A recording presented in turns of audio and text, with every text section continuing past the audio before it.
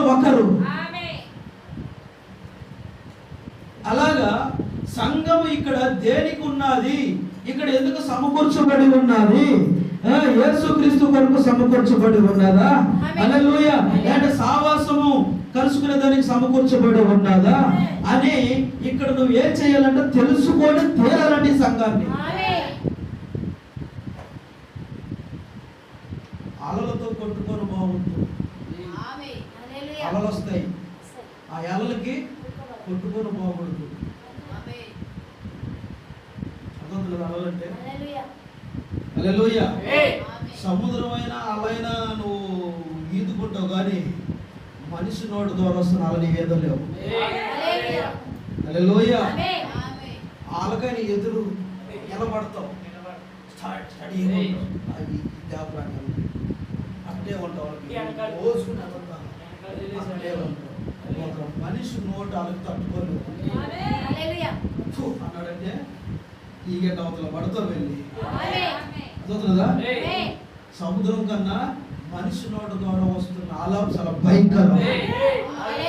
ఎంతమంది పోయి లేయలేడు ఇక్కడ, అంత స్పీడ్ అంటే మనిషి నోటి ద్వారా వస్తున్న అలా లేపాలంటే ప్రభువైన యేసుక్రీస్తు తప్పుగా మాట ఇచ్చిన వాడు ఆయనే.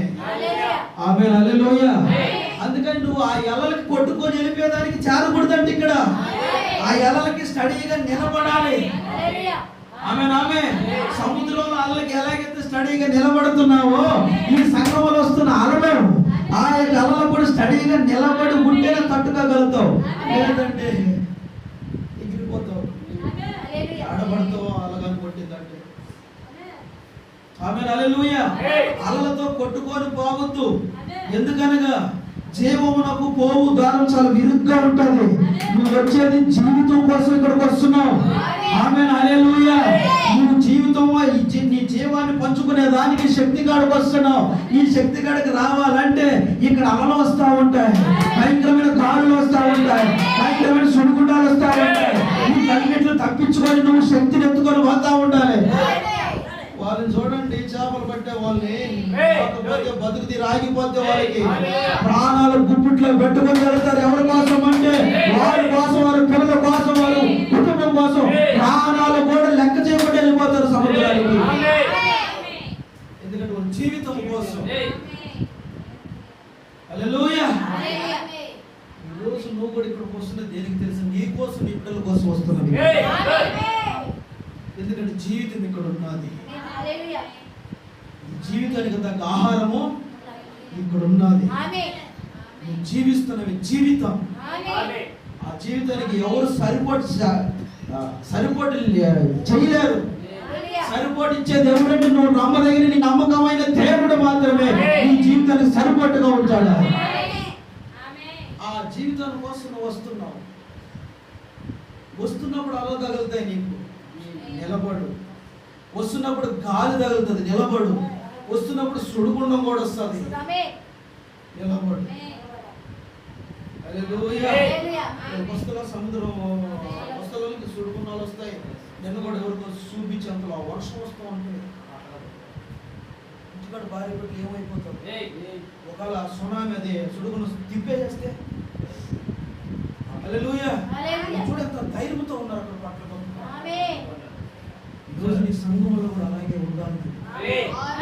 ఎందుకంత బలిహీనం వస్తున్నా సరే వాక్యంతో కప్పుకోండి. వాక్యం ఉన్నది కదా నీకు గోడలాగా, వాక్యం ఉన్నది కదా నీకు పట్టలాగా. ప్రతి దాన్ని ఆపేదానికి వాక్యం ఉన్నదండి. కప్పుకో, అయితే వెళ్ళిపోద్ది అన్నాడు ఆయన. ఎవరైతే తాళమందల కమ్మెల మీద నా రక్తపు గుర్తు చూసి ఉంటారో వాళ్ళు చూసి నేను దాటి వెళ్తాను అన్నాడు. దాన్ని కప్పుకో ఉండు.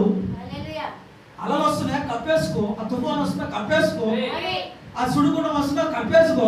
ఆమేన్. హల్లెలూయా. నువ్వు దాటుకొని వెళ్ళిపోతుంది. అదే ఆలోచన చెప్పు కానీ దానికి ఎదురుపోయే వాళ్ళకి తోసుకొని వెళ్ళిపోతావు. గాలేసం చెప్పు కానీ వెళ్ళేవా కాపుకొని వెళ్ళిపోద్ది.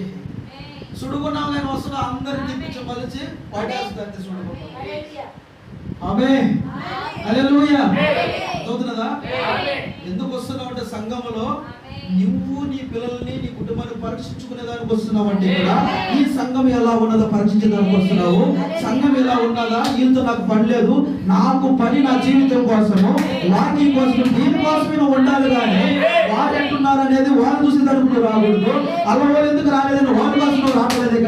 ఇక్కడికి వచ్చేది నీ బలహీన కోసం వస్తున్నావు, ఇక్కడికి వచ్చేది నీ శక్తి కోసం వస్తున్నావు, ఇక్కడికి వచ్చేది నీ బాధ కోసం వస్తున్నావు, ఇక్కడికి వచ్చేది నీ పిల్లల కోసం వస్తున్నావు, ఇక్కడికి వచ్చేది నీ కోసం, నీ దేవుడి కోసం.